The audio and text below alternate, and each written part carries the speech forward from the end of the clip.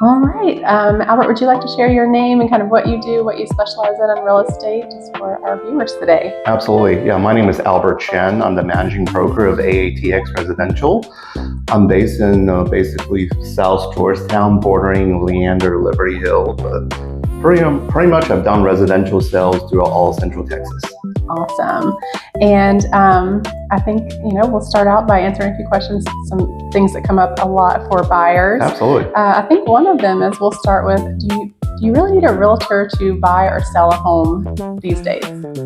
So obviously you don't need anybody to do anything. And but by the same token, I always tell my buyer that unless they're have done tons of transactions, they know all the ins and outs of contract, home inspections, how to manage buying a home, it's almost better to have a realtor. You don't necessarily need a lawyer to go to court, but your chance of winning is a lot higher when you do. Same thing with a realtor. Absolutely. Okay, and what should a buyer do before they contact you to start looking at homes? I think one of the things they need to understand is exactly their budget. And one of the best way they can do that is by talking to a preferred lender. And I do have a good one that I can refer them to. So that way, not only do they understand what they're qualified for, but how much they can actually comfortably afford.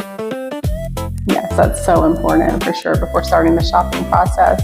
How do your buyers decide which neighborhood is right for them? How do you guide them in that question? I think that really depends on their individual needs.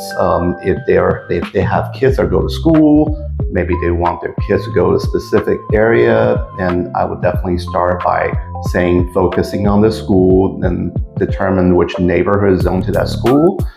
If amenities important, including access to neighborhood pools, a lot of neighborhoods do have gym, try to determine what your needs are. Then after that, we can really talk about floor plans and looks and conditions, all of that good stuff. So that makes sense for sure. And then once you start touring those homes, what should they look for?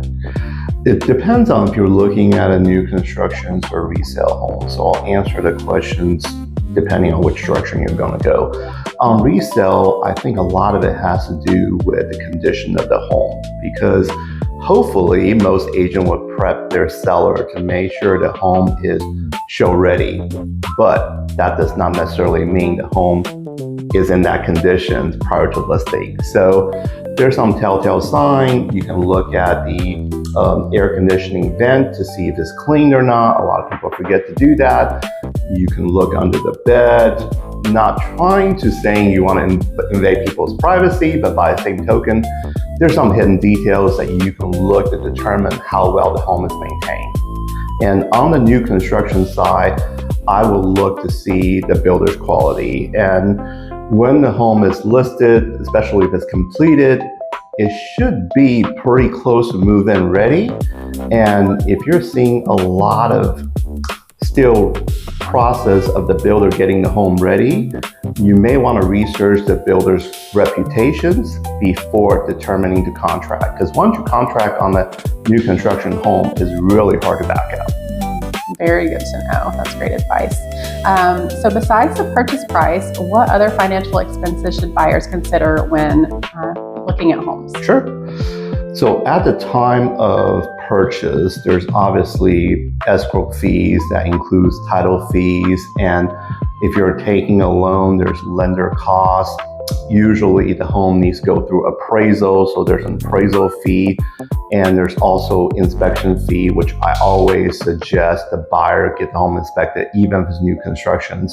So on the average, I would say the closing costs could be about 1% of the purchase price, not including appraisal fee, which is usually between $600 to $800. Inspection fees around $500 or so. Okay, perfect. That's helpful. And then how does a buyer know what they should offer without overpaying for the property? So definitely ask your realtor to run the comps.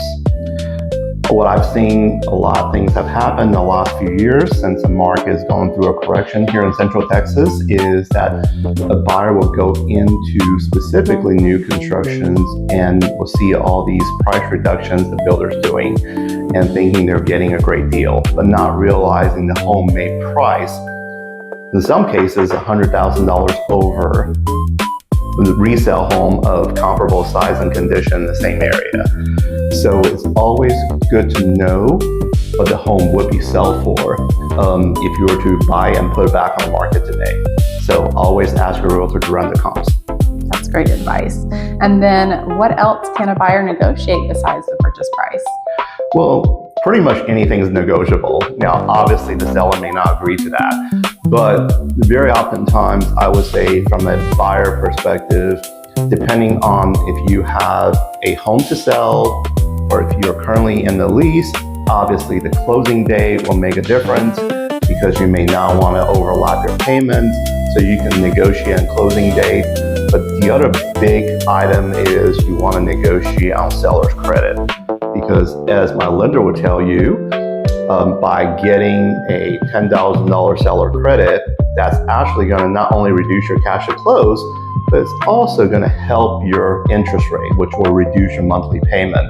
Versus if you take $10,000 off the purchase price, given the market rate, you might end up saving 30 or 40 bucks over the next 30 years per month. Exactly. Yes, buying down that rate is key for sure. And then what are buyers actually signing when they make an offer? How does that contract work? Yeah, so you will sign the purchase contract along with all of the associated addendums, so that it will include the purchase contract itself will specify all of the terms of the contract, such as the purchase price, how much you're financing for, and who are you using for closing in terms of escrow officers, whether you're getting any seller's credit, closing date, option period, option fee, which in case you don't understand, in the state of Texas, basically we don't have what's considered as a inspection contingency, but what we do have is an option period during which you can actually back out of the transactions and get your earnest money back, which is typically 1% of the purchase price on resale. But the option period is not free. You got to pay an option fee, which is usually about $200-300 bucks in today's market.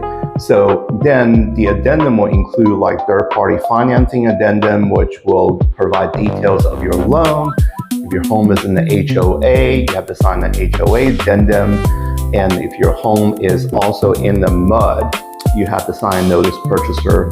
So there's all these different documents you need to sign. And you may ask, well, why does it matter? And if I don't sign these, what does that mean? That actually means the contract may not be binding, and both parties may use that as a way of getting out of the contract.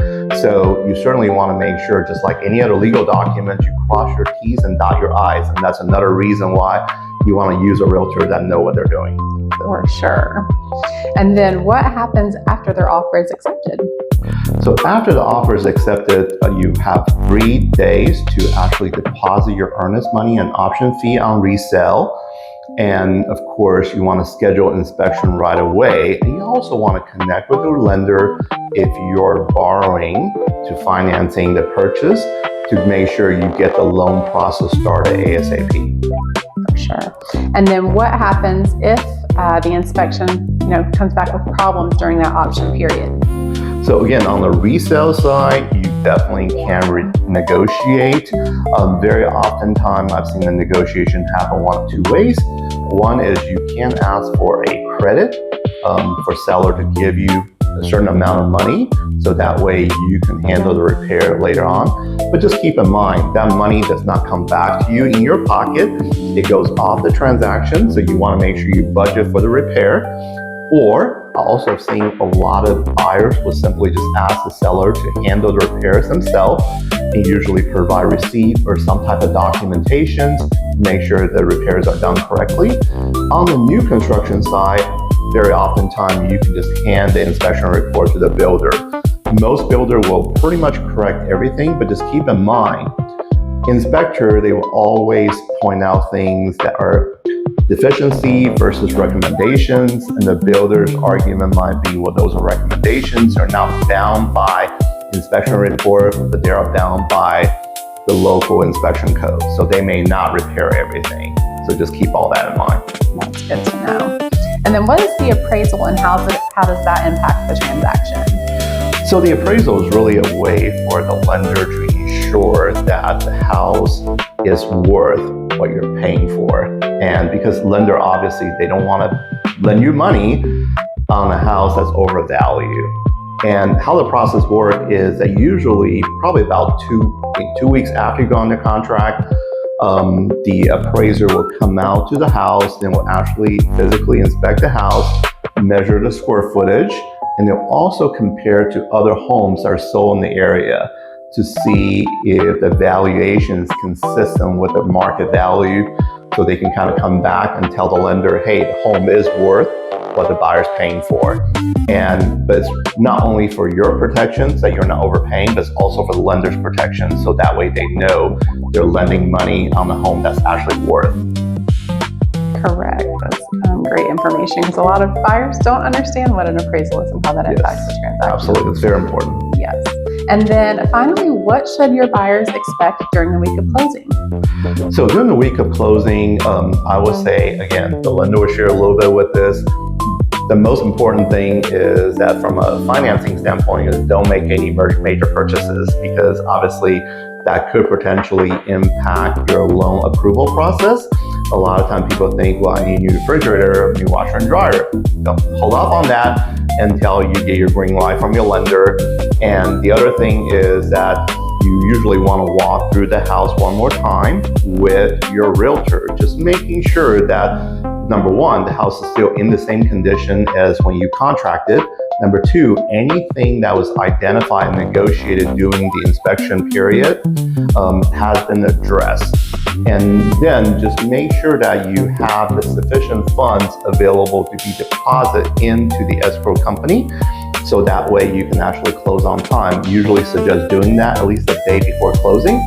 And a lot of times people think, well, once I sign, I'll get the keys right away. And that's actually not how it works. And you want to make sure all your funds is there. And once both parties have signed, the escrow company usually will send the document over to the lender to review before they can issue your keys to you. And another thing important to know is that make sure that you have all your utilities set to turn on, because a lot of times the closing happen on Friday and people think, well, I'll just call on Friday, and not realizing for most utility company actually takes a couple of days for them to connect. So if you're moving on Saturday, you may be without utilities. And last but not least, just make sure that you also go to your post office and get a new keys on your mailbox and all that good stuff. And that's pretty much about it. Yeah, that's great advice. So is there anything else you'd like to leave viewers with? No, I mean, I think very much like anything else, when you're handling major transactions like real estate, you just want to make sure that you do your homework. There are tons of resources online. If you don't know, ask your realtor. If they don't know, perhaps you need to find somebody who does. That's great advice. Thank you so much, Albert. Thank you. Have a good day.